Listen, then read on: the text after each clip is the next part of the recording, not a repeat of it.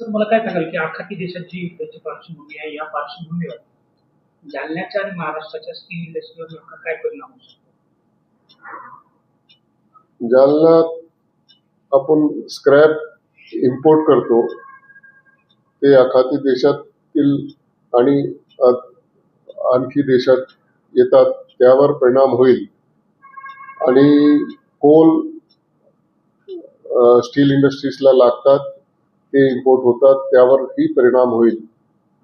ते त्याचे भाव वाढलेले आहे ते स्टीलवर परिणामकारक राहणार आहे आणि ऑइल सुद्धा वाढलेले आहे त्याचाही परिणाम स्टील इंडस्ट्रीज आणि अदर इंडस्ट्रीजवर होणार आहे.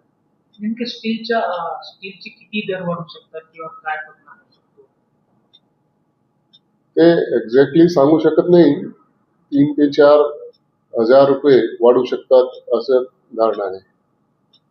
स्टील इंडस्ट्रीला जे रॉ मटेरियल येते त्याचं मोठ्या प्रमाणात हे युद्ध सुरू आहे त्याचा काय इंडस्ट्रीवर परिणाम होणार?